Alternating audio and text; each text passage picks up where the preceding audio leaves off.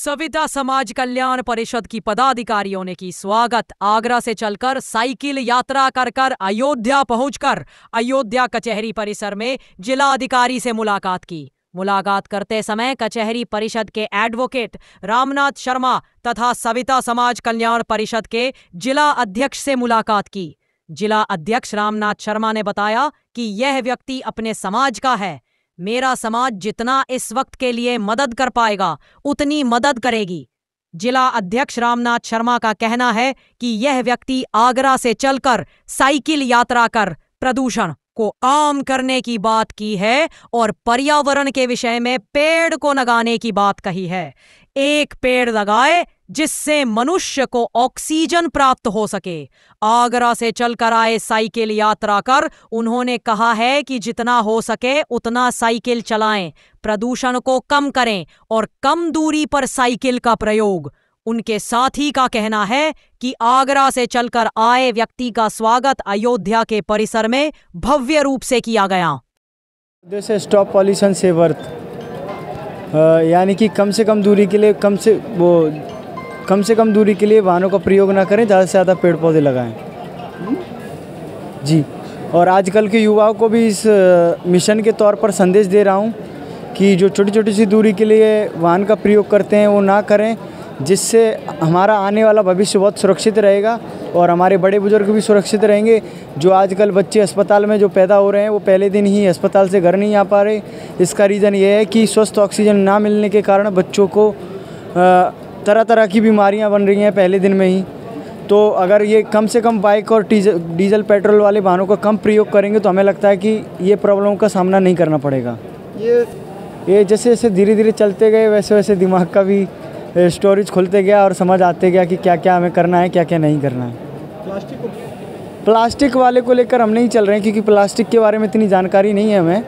हम आजकल के युवाओं को लेकर चल रहे हैं, जिसमें मान लीजिए अपने देश में सबसे ज़्यादा एक्सीडेंट में बाइक सवार मारा जाता है और जिसमें 90% युवा ही होता है।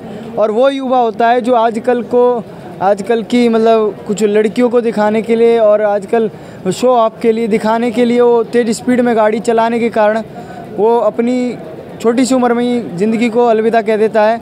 और कम हेलमेट लगाना तो उनके लिए पाप है, सीट बेल्ट का मतलब वो जानते नहीं हैं।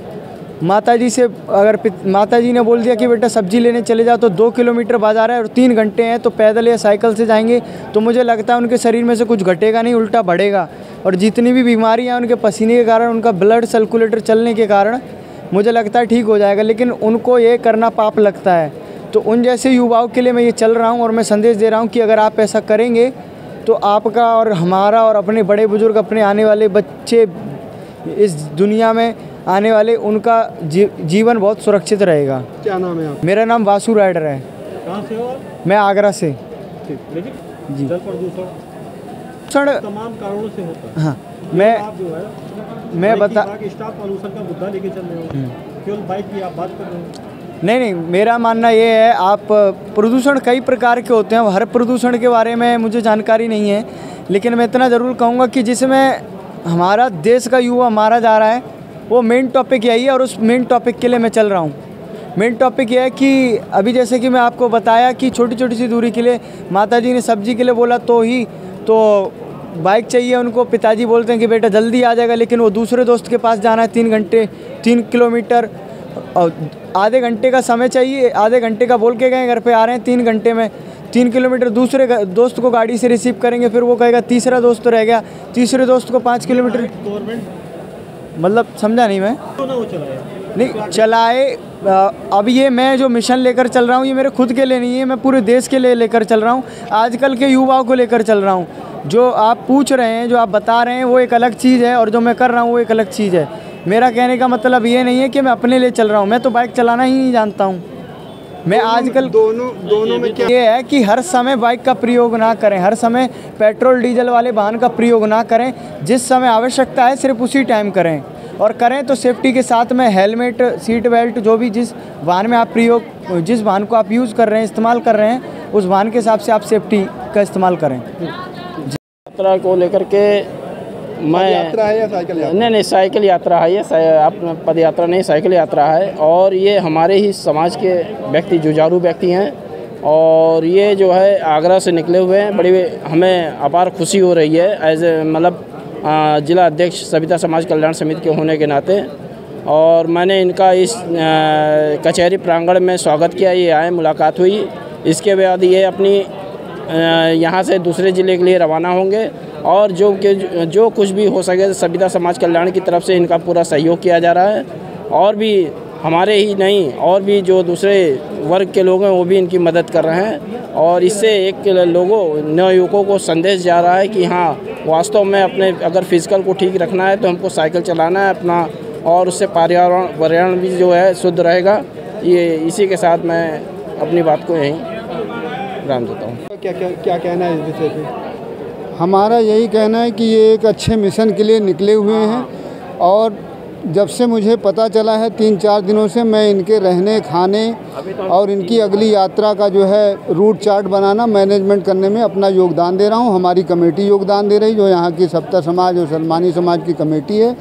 हम इनके सारी चीज़ों की व्यवस्था कर रहे हैं, और लगभग 5-6 दिनों तक इनकी जो है रूट मैपिंग और इनका रहने खाने का इंतज़ाम और इनका अगली यात्रा का इंतज़ाम, ये मेरा कर्तव्य है एक समाज और एक संस्था चलाने के नाते, वो मैं कर रहा हूँ, ताकि इनको किसी प्रकार की कोई समस्या न हो, और इनको अधिकारियों और सभी उच्च अधिकारियों से मिलाने का भी मेरा काम यही है। धन्यवाद। यात्रा में क्या अकेले हैं और कोई साथ? नहीं, ये अकेले हैं, बट इनके साथ में हम जैसे लोग जो है समर्थित लोग लगे हुए हैं, और इनकी टीम जो है लगभग अब 400 आदमी की टीम बन चुकी है, जो ये अपने अगले पड़ाव पे पहुंचते ही लोगों से संपर्क करते हैं।